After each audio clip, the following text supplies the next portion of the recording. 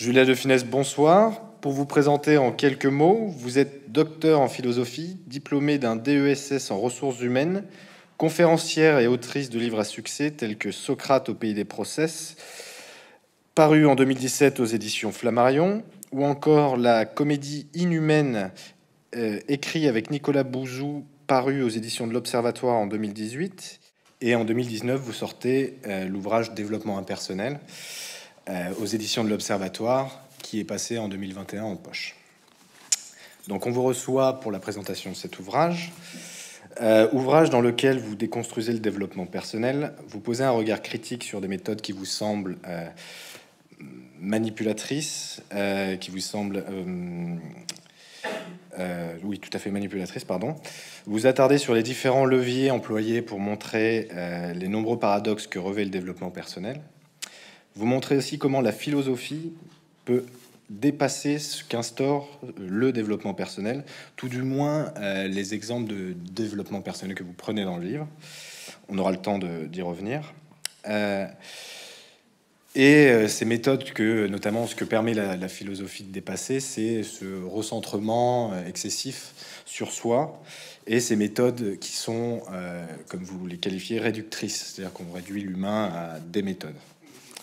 Alors, ma première question, qui sont deux questions d'ailleurs, c'est comment caractérisez-vous le développement personnel? Comment le situez-vous par rapport à la psychologie, la psychothérapie ou encore la psychanalyse? Oui, alors déjà je suis très contente d'être là, merci de m'inviter. Et deuxièmement, oui, je reviendrai sur l'introduction aussi pour nuancer peut-être certaines choses. Le développement personnel est une appellation d'origine non contrôlée, qui est très vague, très vaste. C'est un mot valise, un concept fourre-tout dans lequel on met absolument tout et n'importe quoi. La psychanalyse, théoriquement, ne rentre pas dans le champ du développement personnel. Toutes les thérapies comportementales, tout ce qui vise l'augmentation du moi, c'est ce qu'on appelle aujourd'hui le développement personnel. Mais c'est un mouvement qui est né, si on en fait un peu l'histoire, la généalogie, c'est un mouvement qui est né dans les années 20 dans les pays anglo-saxons. C'est une autrice qui s'appelle Alice Bailey qui a commencé à prévoir, à prédire une grande méditation mondiale. Et c'est comme ça que le développement personnel a commencé. La méthode Coué a suivi 1922 à peu près, et ça va aussi ça rentre dans ce registre-là.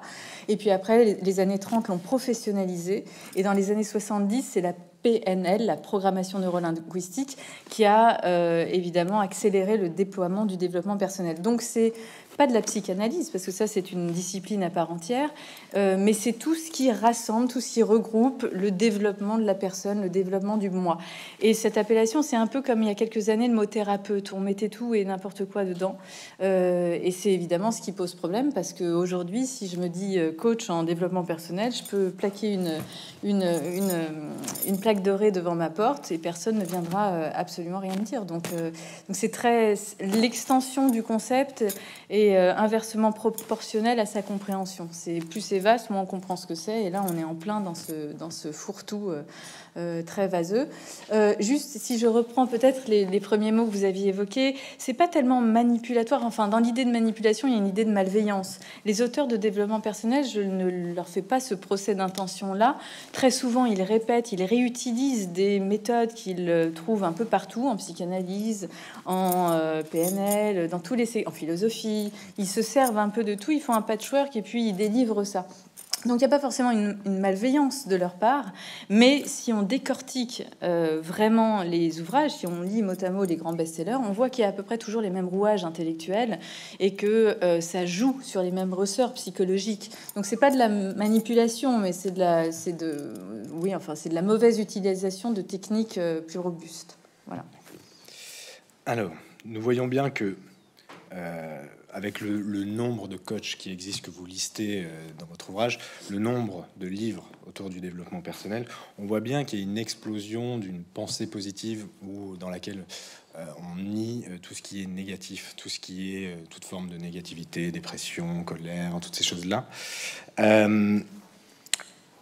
Qu'est-ce que ça révèle de notre société, en fait, d'avoir à supprimer tout ce qui est négatif et de prôner justement une positivité envers et contre tout. Oui, on est propulsé depuis quelques années maintenant, hein, depuis 10-15 ans, et ça vient des pays anglo-saxons, dans une psychologie positive, mais qui prétend justement museler toutes les réalités mauvaises, noyer tous les poissons de la négativité. Il faut une osmose, un monde doux, un monde merveilleux. Le réel devient une fonction support. Le réel, on préfère un irréel radieux à un réel parfois odieux, et ça on le comprend tous, mais et d'ailleurs ce sont les ferments pour moi aussi de la cancel culture ou du woke qu'on voit aujourd'hui et qui veut nier le réel, qui veut effacer ce qui s'est passé dans l'histoire, qui veut absolument museler tout cela. Donc c'est une psychologie positive qu'on voit dans beaucoup de domaines, évidemment dans le développement personnel, qu'on voit aussi dans les entreprises. Je ne sais pas si vous y êtes allé récemment dans ces entreprises ou si vous y travaillez, mais vous voyez qu'il y a des CHO, des Chief Happiness Officers, c'est-à-dire des officiers en chef du bonheur. C'est compliqué. Il y a eu toute cette mode-là. On a vraiment bonheurisé à peu près toutes les sphères de l'existence. Et donc, on est sur béatitude automatique et on préfère s'illusionner, évidemment, que de se confronter au réel. Dans les entreprises, c'est très frappant, mais dans d'autres domaines aussi. Et pour moi, c'est ça qui m'intéresse, c'est que c'est presque un petit peu... Alors, c'est très peu vendeur, ce que je vais dire. C'est presque un petit peu dépassé, parce que je pense que la période Covid a atténué cette bonheurisation, ce bonheurisme absolu.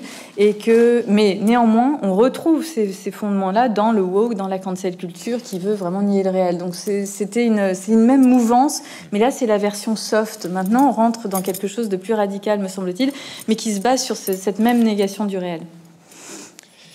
Alors, un des arguments qui nous viendrait spontanément à l'esprit quand on fait la critique du développement personnel, c'est ça nous fait du bien. Alors, pourquoi chercher à le critiquer? Et ma question, c'est n'est-ce pas ce genre d'argument, justement, qui camoufle des pratiques qui sont... manipulatrices avec beaucoup de guillemets et qui profitent justement. Oui. L'argument du bien est un très mauvais argument. Je l'aime pas du tout. Pourquoi? Parce que le bien, un drogué va vous dire bah oui, mais moi ma drogue ça me fait du bien. Un alcoolique va vous dire l'alcool me fait du bien. Un fumeur va vous dire ma cigarette me fait du bien. Donc c'est pas parce que ça fait du bien que la chose est une bonne chose. Vous savez la fameuse phrase de Spinoza, c'est pas parce qu'une chose est bonne qu'on la désire, mais c'est parce qu'on la désire qu'on la juge bonne. Et s'il suffisait de voir le bien pour le faire, les choses seraient beaucoup plus simples dans l'existence. Mais malheureusement, c'est pas le cas. Donc l'argument du bien n'en est pas un. C'est encore une fois pas parce que si ça ne fait que du bien, c'est là en l'occurrence, il n'y a pas trop de danger. Pourquoi j'ai écrit ce livre? C'est parce que je me suis dit mais ça devient une réalité de plus en plus frappante. Les librairies n'en finissent pas d'accumuler les ouvrages de développement personnel, et parce que j'ai aussi vu des désastres en entreprise. C'est-à-dire que beaucoup de gens allaient voir des coachs. Maintenant, vous avez vu qu'il y a des coachs pour tout, pour s'habiller, pour manger, pour travailler, pour se dynamiser, enfin pour le sport bien sûr, dans lequel le développement, c'est un autre type de coaching. Hein. Mais et donc j'ai vu aussi des désastres, des gens allaient voir des coachs et finissaient chez le psychiatre parce que effectivement les méthodes n'étaient pas forcément les meilleures. Donc l'argument du bien n'en est pas philosophiquement un. Si encore ça ne fait que du bien, ça va, mais ça peut faire du mal aussi. Et c'est pas parce que ça fait du bien que c'est une bonne chose. Et puis alors si vous connaissez bien sûr le Philippe Murray, l'Empire du bien, la bonté despotique, c'est toujours au nom du bien que les pires choses ont été commises.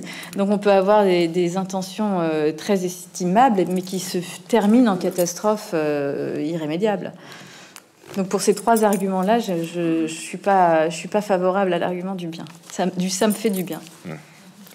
Alors un des axes majeurs que vous développez dans votre ouvrage, c'est la question de la responsabilité du lecteur ou d'une personne face à un coach.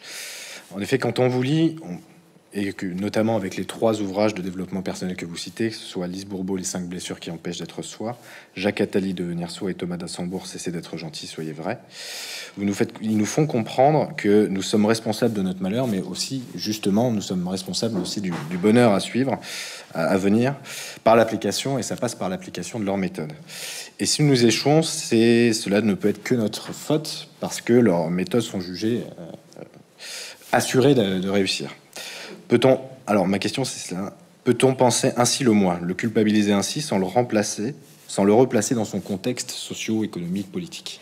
Alors oui, deux choses. C'est-à-dire pourquoi encore une fois, l'un des enjeux, c'est pas de critiquer les coachs et d'être polémique et de détruire ce type d'ouvrage. C'est pas ça. C'est de critiquer pour libérer, c'est de déconstruire pour libérer. Pour moi, c'est toute la mission de la philosophie, de repérer les rouages et de dire voilà, est-ce que c'est un leurre intellectuel, est-ce qu'il y a vraiment quelque chose à faire fructifier, et je l'ai pas trouvé dans ces ouvrages-là. Alors j'en ai pris trois. En fait, ce livre-là est issu d'une thèse de philo que j'avais fait sur l'authenticité, mais c'était difficile de ne pas se préoccuper de ce qui se dit aujourd'hui au sujet du moi. Donc c'est pour ça que je me suis attelée à ces ouvrages-là en disant mais qu'est-ce qu'on dit de l'identité personnelle aujourd'hui? Où est-ce que ça se trouve le plus? C'est certainement dans ces ouvrages-là. Et donc j'en ai pris trois là dans ce livre-là, mais c'était évidemment une étude plus exhaustive pour une thèse. J'ai pris trois best-sellers où les ventes ont été assez colossales, et quand on colle au texte, on voit effectivement que c'est très culpabilisant.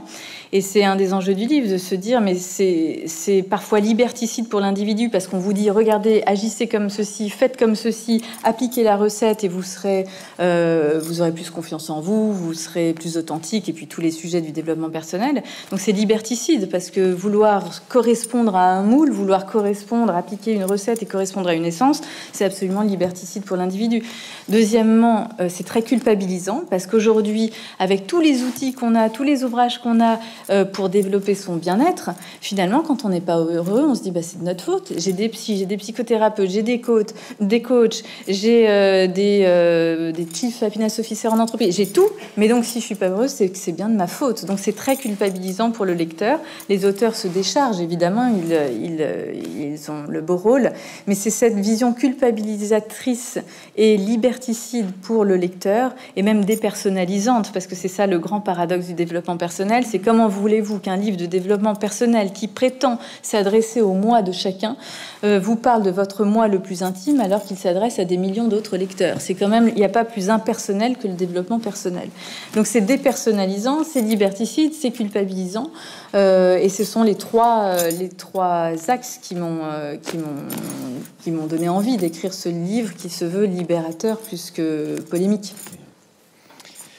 Alors, on observe une tendance à la maîtrise de tout dans cet ouvrage, comme si l'homme et ses sentiments pouvaient être identifiables et maîtrisables. L'imprévisibilité, pour aller mieux, est-elle à bannir? Alors, au-delà, oui, voilà. C'est une fois qu'on a déconstruit un peu les ouvrages, je me suis amusée à je me suis attelée à déconstruire les recettes comportementales de ces ouvrages. Et après, on remarque qu'à travers beaucoup d'ouvrages, ils véhiculent un certain nombre d'idéologies qu'on retrouve dans beaucoup de sphères de notre vie. Et celle du volontarisme absolu, on la retrouve dans beaucoup de sphères. Et en gros, on peut la résumer, quand on veut, on peut. C'est un peu là-dessus qu'ils jouent, pour secouer les individus et dire, en fait, si tu as quand même besoin d'arriver à quelque chose, tout dépend de ta volonté. Là aussi, c'est très culpabilisant, parce que si on n'y arrive pas, évidemment, c'est de notre faute. Et cette idéologie volontariste, je comprends bien sûr le message, quand on veut, on peut. Bien sûr qu'il faut se bouger et se secouer un peu. Mais enfin, si tout dépendait de la volonté, là, encore une fois, la vie serait beaucoup plus simple. Et j'aime bien utiliser la philosophie, pas pour dire la philosophie est supérieure au développement personnel. Elle n'a pas besoin de ça, et c'est presque indigne pour la philo de la mettre en comparaison du développement personnel. Mais elle permet de contredire certains arguments. Et si on prend un auteur, alors que certains vont pas ranger dans les philosophes, mais ça c'est un autre sujet, mais moi oui, si on pense à Proust, mais c'est l'éloge de l'involontaire. Quand est-ce qu'on a le plus accès à soi-même? C'est quand on revit une situation, quand on revit un moment passé, et pour revivre ce moment passé, c'est l'involontaire qui prime. Tout d'un coup, je sens le parfum, c'est l'exemple de la petite Madeleine, je sens le parfum, je sens le parfum de quelqu'un dans la rue, tout d'un coup ça me rappelle évidemment ma grande-tante ou ma grand-mère, et je me revis à cette époque-là, et là j'ai accès, le sentiment de moi-même, le sentiment du soi qui est très frappant. Mais encore une fois, c'est la mémoire involontaire, il appelle ça le souvenir involontaire. C'est contingent, c'est une rencontre fortuite, c'est une sensation aléatoire, fortuite, involontaire, qui crée ce sentiment du moi. Donc le meilleur accès, si je prends Proust, le meilleur accès à soi-même, c'est l'involontaire, et c'est certainement pas un travail de la volonté comme le suggère ce type d'ouvrage. Alors, pour revenir à ce que vous disiez, sur le fait que pour certaines personnes, ça peut être dangereux, sur la psyché. C'est ça ma question. C'est est-ce que c'est pas à un moment donné dangereux de laisser aux mains de pour vous citer, ces bricoleurs du mois, est-ce que c'est pas dangereux de se laisser sa psyché de chacun aux mains de ces... Bah oui, alors moi je me suis toujours étonnée, je me suis dit, ça viendrait jamais à l'idée de me faire opérer du genou par un type qui a fait à peu près 18 semaines, je vous prends les formations les plus denses, je suis sympa, 18 semaines de formation à raison d'une semaine par mois, et ça me viendrait pas à l'idée de me faire opérer du genou. Mais pour notre esprit, on a parfois moins de considération et on est prêt à aller voir un type qui, les formations au coaching, encore une fois, sont très contestables. S'il n'y a pas aujourd'hui de reconnaissance académique d'État, c'est bien qu'il y a une raison, c'est que les formations ne sont pas du tout assez solides. Elles se font la plupart du temps en ligne. Ce sont des titres certifiés ou des diplômes universitaires, ce qui n'a rien à voir avec des diplômes académiques d'État. Ça, ce sont des titres qu'on possède à vie. Les titres certifiés sont des titres qu'on doit renouveler, ou les diplômes universitaires sont des titres qu'on doit renouveler. Et ce n'est pas le ministère de l'Éducation nationale qui les délivre, mais le ministère du Travail. Et il les délivre en fonction des besoins du marché. Donc vous voyez que ça n'a absolument pas du tout la même valeur. Donc il ne s'agit pas de dénigrer ça, mais de ne pas les mettre sur le même plan. Donc moi, je préfère, quand il s'agit de mon esprit, d'aller voir des gens qui ont une expérience, qui ont des diplômes reconnus par l'État. Ça garantit quand même une certaine légitimité. Et ne pas aller voir beaucoup de gens qui ont été très vite formés et qui parfois tournent au charlatanisme assez rapidement. Donc voilà, mais on comprend pourquoi aussi les gens vont voir plus facilement des coachs, parce que, et d'ailleurs les auteurs en jouent dans leurs ouvrages, il n'y a pas du tout l'argument d'autorité ou la position d'autorité. Un coach se dit compagnon de route. Et d'ailleurs, beaucoup d'auteurs tutoient le lecteur. Il y a une sorte de compagnonnage, cher lecteur, avec toute... Lise Bourbeau, vous l'avez cité, elle finit son introduction avec amour, avec amitié. Enfin, on est dans une sorte de connivence bienveillante et sympathique, une effusion de sentiments qui met le lecteur sur le même plan que l'auteur. Et le coach se dit, il les revendique sur le même plan que le client qui vient les voir. C'est beaucoup plus simple d'aller voir quelqu'un qui se met sur le même niveau que vous. C'est beaucoup plus compliqué d'aller voir un psychiatre parce qu'il faut déjà se considérer comme souffrant ou en mal-être en tout cas. Et puis il y a l'autorité du sujet sachant chez le médecin ou chez le psychanalyste ou même chez le psychologue qui n'a pas du tout lieu d'être ici avec le coach. Donc on comprend très bien le mouvement de facilité qui explique cet engouement pour ce type d'approche, mais évidemment ça nivelle énormément le niveau. Puis l'égalité que vous disiez, oui. elle est illusoire parce que mine de rien, les gens sont en attente de ce savoir-là. Vous en parlez aussi à un moment donné où il y a quand même une supériorité de cette personne, ce discours qui est du compagnonnage, oui. Comme vous dites, il est quand même illusoire dans le sens où ils ont le savoir, oui. Ils sont malgré tout... Enfin, leur savoir est assez léger. Hein. Mais en tout cas, l'égalitarisation, c'est un des ressorts sur lesquels tout marche aujourd'hui, parce que et là, c'est au-delà du coaching. On dérive très vite du principe d'égalité démocratique, égalité de droit, vers une équivalence des compétences, une équivalence des niveaux, une équivalence des discours. Donc, tout le monde pourrait parler de tout. On l'a vu lors de la période Covid. Beaucoup d'économistes, de philosophes, de tout ce que vous voulez, ont parlé de médecine. Et ça vient de cette égalitarisation qui mène très vite à l'indifférenciation. Et résultat, on ne hiérarchise plus du tout. Pour aujourd'hui, oser dire les différences, oser dire qu'il y a des gens qui sont plus légitimes pour parler de certains sujets que d'autres, faut avoir du courage parce qu'on assimile et on amalgame énormément les différences et les inégalités parce que ces différences est injuste, ce qui est une énorme erreur puisqu'il y a des différences qui sont très justes, ça s'appelle l'équité. Et du coup, on nivelle tout et on conforte tout le monde dans sa propre ignorance. Donc ça, c'est vraiment la dérive de l'égalité en égalitarisation, en égalisation, et en indifférenciation et en équivalence des compétences. Donc non, moi je suis beaucoup plus favorable à l'autorité, à la différence, à la hiérarchisation. Il faut beaucoup de courage pour hiérarchiser.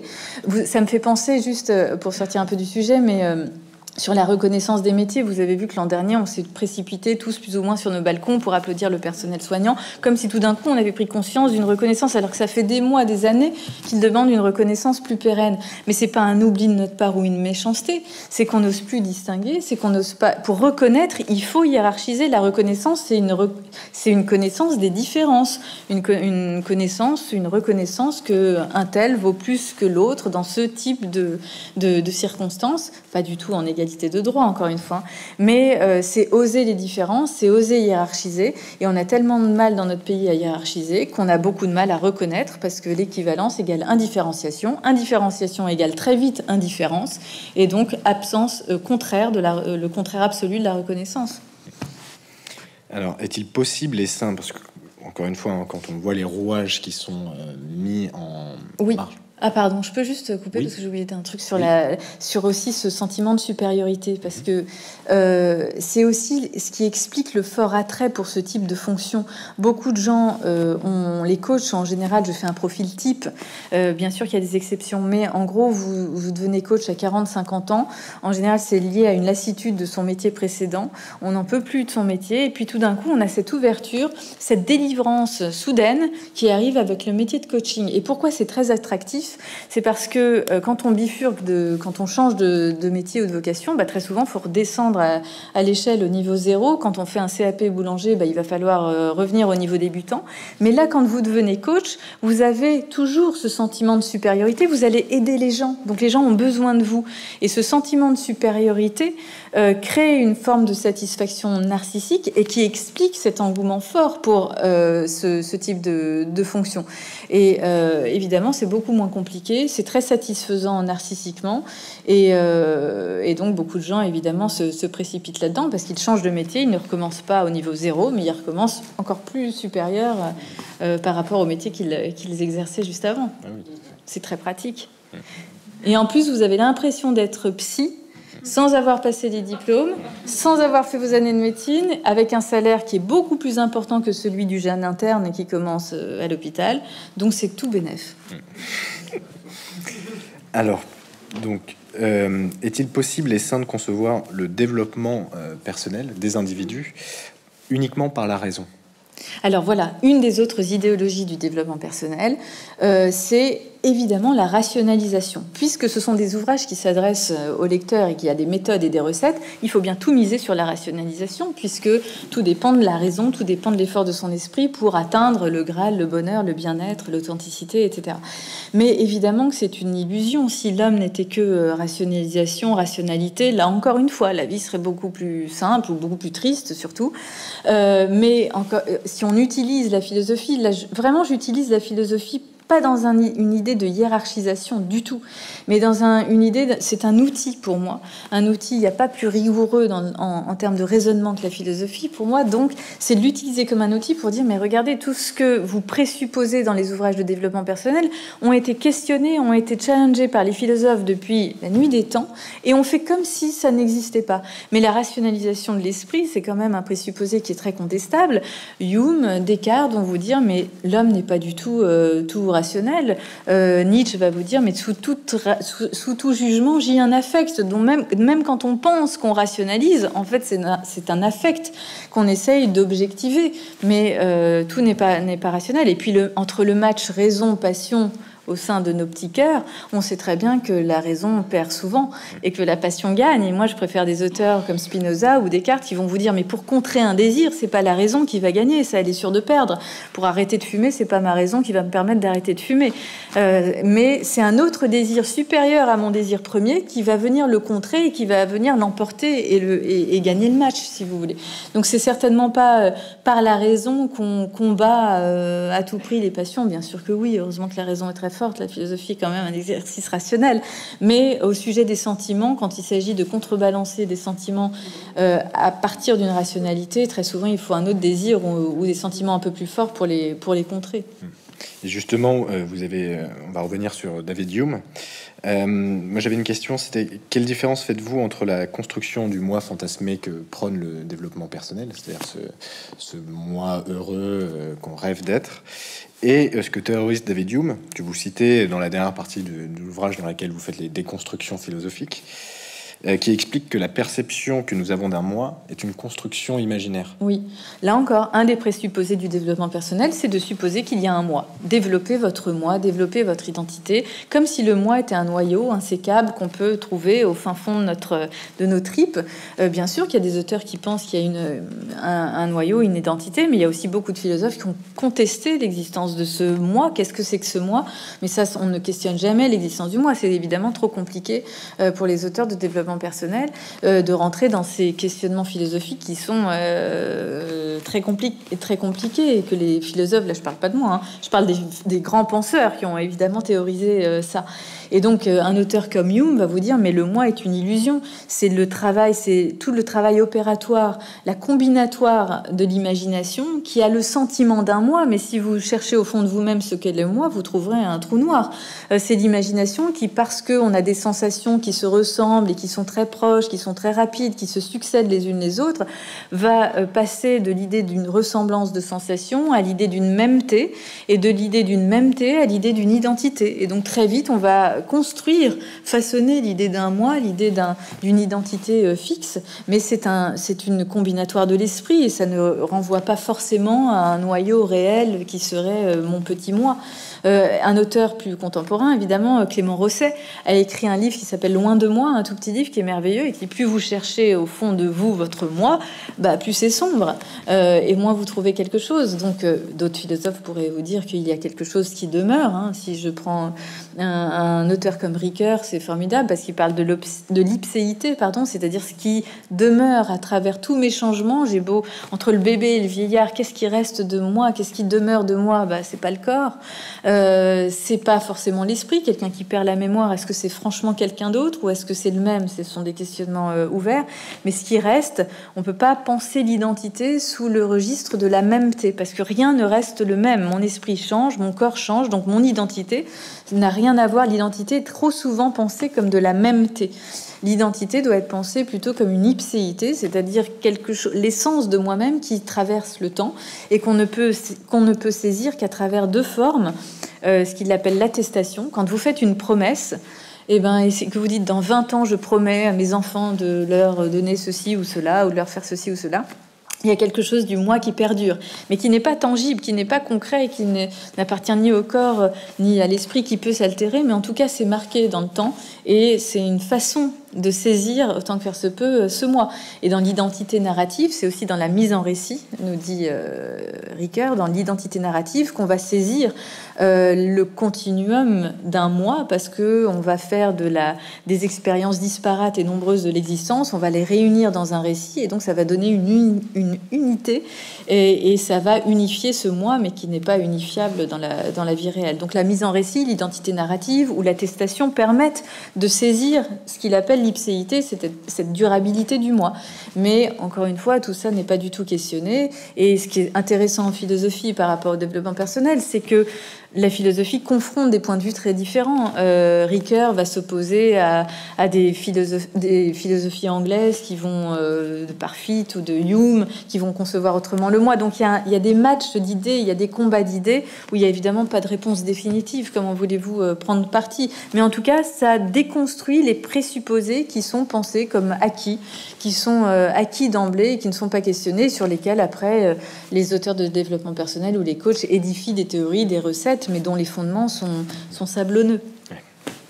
Et eux-mêmes, d'ailleurs, ne se confrontent pas. Il n'y a pas cette confrontation. Non, parce que très souvent, ils n'ont pas conscience du tout des débats philosophiques qui se sont passés avant eux, parce que c'est très compliqué, parce que pour lire les philosophes, c'est pas une partie de plaisir. Mon Dieu, que la philosophie est compliquée. Donc, c'est beaucoup plus simple de dire, il y a un moi, comment le développer, comment l'amplifier, et je vous propose quelques recettes. Alors, mieux se connaître par l'introspection, ne dépendre que de soi pour se connaître, n'est alors qu'une illusion. Car quand on lit les déconstructions philosophiques que vous faites à la fin de votre ouvrage, la troisième partie de votre ouvrage, on se demande si le salut ou du moins une meilleure approche de notre moi, ne passerait pas par une ouverture plutôt qu'un recentrement? Oui, alors ça c'est génial parce que quand même les auteurs de développement personnel utilisent un peu de philosophie, font un petit bricolage et sortent à tous les coups, c'est toujours les mêmes auteurs, Socrate, Épicure et les philosophies anciennes. D'ailleurs, ils se rapprochent aussi beaucoup des stoïciens, du bouddhisme, toutes les grandes sagesses antiques, ils en font un petit patchwork sympathique. Et donc très souvent, ils disent, regardez, la méthode va ressembler à la méthode socratique, la maïotique, connais-toi toi-même. Évidemment. Mais sauf qu'il y a un contresens énorme sur le connais-toi toi-même quand on lit certains ouvrages de Socrate. La phrase, ce qui est écrit sur le temple de Delphes, la formule socratique est connais-toi toi-même, juste après, il n'y a rien de trop. Ça veut dire quoi, connais-toi toi-même, dans ces philosophies anciennes? C'est certainement pas une concentration narcissique vers un petit moi, une sorte de méditation en position de lotus introspective. C'est pas du tout ça, ce que prône plutôt le développement personnel. Mais connais-toi toi-même, rien de trop, c'est-à-dire trouve ta juste place, ton topos, disaient les Grecs, dans le cosmos. C'est comme ça que tu te connais toi-même, c'est en sortant de toi que tu vas trouver ta place et que tu vas réussir ta vie. C'est-à-dire qu'une vie réussie était une vie qui obéissait à une hétérogénéité, une hétéronormativité, c'est-à-dire que la norme venait du cosmos. Il fallait trouver sa place dans la cité, dans la famille, dans le cosmos, et c'est comme ça qu'on se construisait, qu'on se forgeait. Donc le connais-toi toi-même socratique est une ouverture, est une invitation à la sortie de soi, bien plus qu'à la concentration narcissique. Mais évidemment, il y a beaucoup de contresens, parce que si on sort cette phrase de son contexte, ou si on n'a pas forcément lu, ce qui est tout à fait légitime, les auteurs anciens, on comprend pas le connais-toi toi-même. On dit exactement la même chose que Socrate. Concentrez-vous, méditez même 3 minutes dans l'ascenseur, parce que maintenant il y a des méditations express. Méditez 1 heure par jour ou 3 minutes dans l'ascenseur, et puis vous allez vous connaître de mieux en mieux. Évidemment, ça n'a absolument rien à voir avec le connais-toi toi-même socratique. Puis même face à l'altérité aussi, c'est-à-dire que l'autre n'est pas considéré comme élément perturbateur au bon développement de sa personne. C'est-à-dire que de ce que j'ai compris, de ce que ça m'a évoqué sur la fin de votre ouvrage, c'était vraiment que via ce que vous disiez, même avec Proust, la Madeleine, c'est-à-dire que c'est autant d'éléments extérieurs qui font aussi richesse du moi. Exactement. Quand on voit les exemples du développement personnel, c'est vrai que le moi perturbe plus qu'il n'aide. Oui, c'est ça. Il y a beaucoup de fermeture à l'altérité, ou alors ils vont réintroduire l'altérité en disant si tu es bien avec toi-même, tu vas être mieux avec les autres. Tout ce genre de poncif. Oui, mais parfois on peut ce qui est vrai aussi. Il y a du vrai dans le poncif, mais on peut aussi se construire à travers les autres. Pourquoi on choisit une discipline? Pourquoi j'ai choisi la philosophie? C'est parce que je suis tombée en admiration devant ma professeure de philosophie en terminale en me disant mais c'est génial d'avoir un esprit comme ça. Mon Dieu, si un jour je pouvais y arriver. Donc c'est aussi par l'altérité qu'on se construit. C'est par des modèles. C'est par de l'autorité ou du charisme ou ce que vous voulez. Donc là encore, Ricoeur est un auteur formidable pour ça. C'est par l'autre, le meilleur chemin entre soi et soi-même, c'est l'autre. Mais là, encore une fois, on concentre sur le moi, et ça s'explique, et ça explique le succès de ces ouvrages aussi. C'est que on voit qu'il y a un effondrement progressif de toutes les grandes transcendances, de toutes les grandes altérités qui donnaient un sens aux existences. J'ai parlé du cosmos, on a parlé du cosmos tout à l'heure chez les Grecs, mais une vie réussie du temps des grandes religions, c'était une vie en harmonie avec les commandements divins. Donc là aussi, c'était une hétéronomie qui venait construire le moi. Du temps des aristocratiques, c'était les conditions sociales qui déterminaient à peu près tout. On naissait aristocrate, on avait une vie d'aristocrate. On naissait prolétaire, on avait une vie de prolétaire. Donc les situations, la vie sociale déterminait les existences. Et on voit qu'aujourd'hui, il n'y a plus on ne croit plus en rien. On ne croit plus aux politiques. On n'attend pas des politiques qui guident les existences. On le voit tous les jours dans notre actualité. On n'attend plus grand-chose. Donc, ce qui fait que l'individu se retrouve très vite seul face au vertige du « sois toi-même, réussis ta vie, trouve un sens à ton existence », d'où évidemment le besoin de béquilles existentielles, de recettes comportementales, parce qu'on est très, très seul face au sens de son existence et la construction de son moi. Donc effectivement, c'est pour ça que tout est centré sur le moi, qu'il y a peu de place à l'altérité, qu'on ne considère pas comme une source de sens ou une source de construction, ou en tout cas moins. Et c'est pour ça aussi que la question, comme il y a ce mouvement d'individuation et qu'on retrouve dans toutes les sphères. Vous avez vu qu'en politique, les mouvements s'auto-instituent de plus en plus. Le mouvement En Marche est auto-institué. Éric Zemmour peut-être instituera un nouveau mouvement. Les Gilets jaunes s'auto-instituent. Dans l'entreprise, les mouvements d'auto-entrepreneurs, les professions libérales se développent énormément. On s'auto-médicamente beaucoup plus. Comme on prend un peu le filon, on n'en est pas encore à ce point-là, mais on prend très, très clairement le chemin des États-Unis. Dans tous les, on a maintenant des coachs sportifs à domicile, on ne fait pas forcément du sport collectif. Donc dans tous les secteurs de l'existence, il y a un culte de l'authenticité, un culte de l'individu qui s'explique, me semble-t-il, entre autres, mais par cette chute des grandes transcendances et des grands mouvements collectifs. Ce qui fait que les questions centrales deviennent la question du bien-être, c'est la question du moi, et la question de la santé. Et là, l'année a été absolument éclairante là-dessus. Les deux questions qui comptent le plus pour l'individu aujourd'hui, c'est sa santé et son bien-être. D'où, évidemment, le succès colossal de ces ouvrages qui surfent sur la demande, qui est bien légitime. Moi, je critique pas du tout les gens qui lisent ces ouvrages parce que on comprend très bien le besoin. On a besoin de ces ouvrages et de ces aides-là.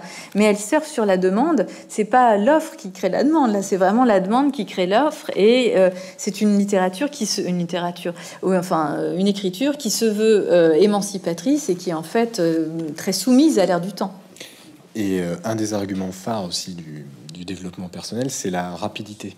Oui. C'est-à-dire que pour développer un moi vers le bonheur, ils ont la recette qui va vite. Oui, ça c'est la recette de la recette. Il n'y a rien de plus irrésistible que de se dire, en un livre, en 150 pages, je vais avoir la recette pour devenir plus authentique, avoir confiance en moi, être le meilleur manager de l'année, être le meilleur père de famille de la Terre, etc.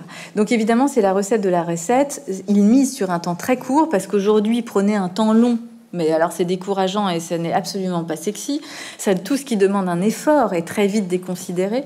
Donc évidemment, tout est misé sur la vitesse. Mais alors là, évidemment, beaucoup de philosophes, j'en cite un, mais Nietzsche qui disait pour être éclair, il faut rester longtemps nuage. Tout ce qui construit le moi suppose un effort, une lenteur. Il prend la métaphore de la grossesse. Il faut mûrir, il faut emmagasiner une certaine énergie pour à un moment éclore de quelque chose, accoucher de quelque chose. Et c'est certainement pas en un clic de doigt ou en un clic numérique qu'on va arriver à quelque chose. Mais effectivement, ça c'est un des attraits de ces ouvrages-là, c'est d'insister sur la recette, de proposer des recettes en un temps record. Deuxièmement, c'est aussi une lecture très facile. Il y a rien de... Quand on ouvre un ouvrage de développement personnel, on comprend tout immédiatement, ce qui est très agréable. Je le concède volontiers. Il y a aussi le côté proximité avec l'auteur que j'ai évoqué tout à l'heure, l'égalitarisation. On tutoie, on est sur la même route, on a vécu les mêmes trucs, donc on va partager des expériences. Comme si les expériences se partageaient, mais enfin... Et c'est un autre point. Et enfin, il mise aussi sur ce que Freud avait évidemment cartographié, les fantasmes les plus communs de l'humanité. J'en résume ici 3, mais ça fait partie aussi des ressorts sur lesquels il joue. Et ça marche toujours. En gros, ils promettent quoi? Ils promettent soit... ce que Freud appelait les promesses de réparation. Vous n'avez pas su répondre à un tel, vous n'avez pas su résoudre cette situation, vous n'avez pas trouvé la solution. La prochaine fois, vous aurez la recette, vous aurez les clés. C'est des promesses de réparation. On a tous en nous, en se disant tiens, j'ai mal répondu, j'ai pas eu cet à propos, j'aurais dû dire ceci. Évidemment, le temps fait que c'est trop tard. Donc voilà, ça c'est des promesses de réparation. 2, des promesses de possession. Vous allez enfin reprendre votre vie en main. Vous avez été un bon petit soldat, vous avez suivi des injonctions éducatives, sociales, culturelles, vous avez toujours agi pour les autres. Maintenant, vous allez enfin reprendre votre vie en main, vous allez vivre pour vous-même. Ça, c'est irrésistible parce qu'on a tous plus ou moins aussi ce sentiment-là. Et la 3e est encore plus irrésistible, c'est les promesses de séduction. Et c'est ce que Freud appelait, elle joue cette promesse-là sur ce qu'il appelait le narcissisme de la petite différence. C'est-à-dire que il faut bien être comme tout le monde, il faut bien être conforme pour s'adapter à une société. Donc il ne faut pas être un ayatollah, il ne faut pas être différent et s'affranchir complètement. Mais il faut une petite différence parce que c'est toujours flatteur de dire à quelqu'un: vous êtes évidemment comme tout le monde, mais vous avez quand même un petit truc en plus que personne n'a vraiment vu encore. Vous êtes une perle, voilà, vous êtes une perle rare, mais on l'a pas encore assez vu. Ah bah ça, évidemment, ça fait plaisir à entendre et c'est irrésistible. Donc les promesses de séduction qui appuient sur le narcissisme de la petite différence, les promesses de réparation et les promesses de possession sont irrésistibles. On vous promet ça dans un livre, il y a de fortes chances que le livre marche bien quand même.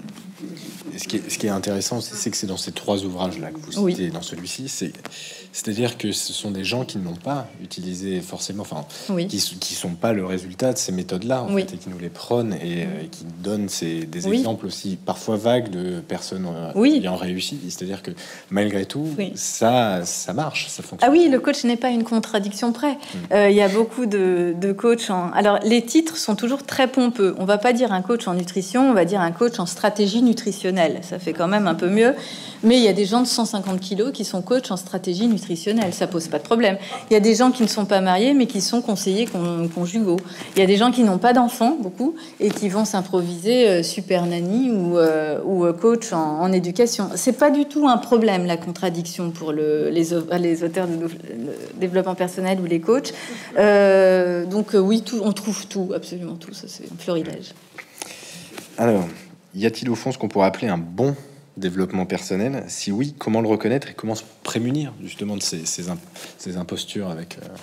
Oui, moi, écoutez, moi, je sais pas s'il y a un bon développement personnel. Il y a des bons coachs, il y a des bons auteurs, mais une qualité ne fait pas un métier. C'est ça le problème, parce qu'à chaque fois que j'ai dit, alors les coachs me sont tombés dessus, bien sûr, ils me haïssent, mais c'est pas grave.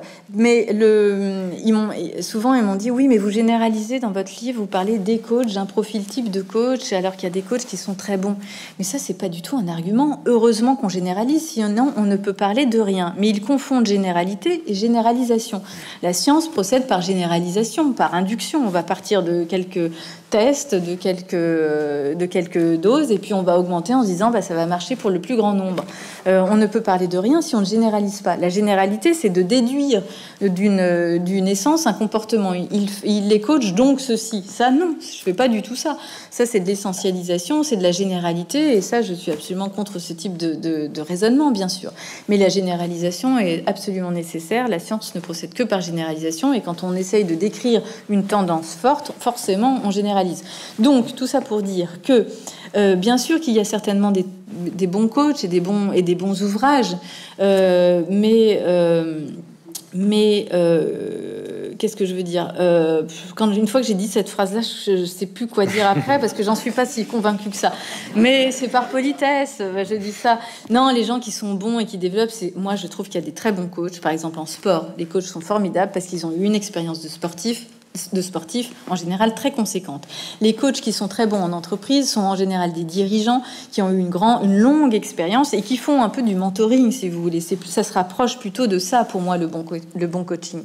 Mais c'est pas des gens qui n'ont pas exercé le métier pour lesquels ils vont coacher. Il y a beaucoup de femmes dans les coachs qui n'ont jamais dirigé d'entreprise, ou beaucoup d'hommes qui n'ont jamais dirigé d'entreprise et qui vont devenir coach de dirigeants. Donc c'est ça que je critique, c'est ce manque de légitimité pour prétendre conseiller d'autres personnes qui ont exercé le métier. Donc quand le coach est bon, c'est qu'il a en général pratiqué ce pourquoi il conseille, et qu'il s'est frotté à une discipline très forte, à une rigueur très forte, et qu'il a travaillé. Vous voyez, moi en fait, ce que j'aime pas là-dedans, c'est la facilité la facilité d'accès à certaines positions qui se disent supérieures et qui pour moi sont très très inférieures. C'est un peu honteux dans notre pays, surtout après l'année qu'on a passée, de voir qu'il y a des métiers utiles et nécessaires dont la survie de la population ne peut absolument pas se passer, et qui n'ont pas la reconnaissance que certaines personnes ont, alors qu'elles ont suivi quelques jours de formation sur Internet et ont un titre un peu ronflant. C'est quand même assez indécent, injuste. Donc voilà, c'est ce manque de reconnaissance, ce manque de proportion, ce manque d'esprit critique sur ce qu'on nous propose qui me paraît à combattre. Donc un retour à la philosophie. Alors non, parce que la philosophie c'est pénible à lire, ça demande de l'effort. Mais pour moi la philosophie c'est surtout pas polémiquer, c'est pas de dire les coachs sont nuls, c'est pas du tout ça l'objet, c'est de faire la généalogie d'un phénomène. Pourquoi on en arrive là aujourd'hui? Pourquoi les meilleures ventes, enfin sauf contradiction de votre part, mais en tout cas pourquoi les meilleures ventes d'ouvrages sont quand même principalement des ouvrages de développement personnel? Qu'est-ce que ça dit de l'individu? Qu'est-ce que ça dit de notre société? Et qu'est-ce qu'on y trouve? Est-ce qu'il y a vraiment une matière dense? Est-ce qu'on peut utiliser ces références qu'ils nous donnent, ou est-ce que ce sont des leurres intellectuelles qui jouent sur les mêmes ressorts psychologiques et qui nivellent vraiment l'esprit? Donc moi, c'est pas du tout se retourner vers la philosophie, c'est se retourner vers le sport, vers des actions véritables, vers des disciplines qui forgent l'humain, et se concentrer vers un but et se donner l'effort de s'accomplir vers un but donne plus de sève à notre être que n'importe quelle recette de bien-être. Donc moi, c'est pas du tout valoriser la philosophie ou dire aux gens aller vers la philosophie, certainement pas. Mais c'est se dire utiliser la philo autant que faire se peut pour démanteler et ne pas se laisser avoir intellectuellement par certaines modes, par certaines tendances, et aller surtout vers des disciplines riches, denses, qui forgent l'individu, qui supposent de l'effort, ça c'est vrai, que ce soit des disciplines intellectuelles ou artistiques ou sportives, mais en tout cas qui donnent le sentiment de soi, qui permettent au moi de sentir qu'il est parvenu à quelque chose et qu'il correspond donc à quelque chose qui a une certaine densité. Mais il n'y a aucune densité sans effort, c'est pas possible. C'est pas gai, hein, c'est dommage, mais j'aimerais bien dire le contraire, mais il faut être honnête quand même un petit peu. Merci beaucoup. Je vous remercie beaucoup de m'avoir invité. Merci d'être venu.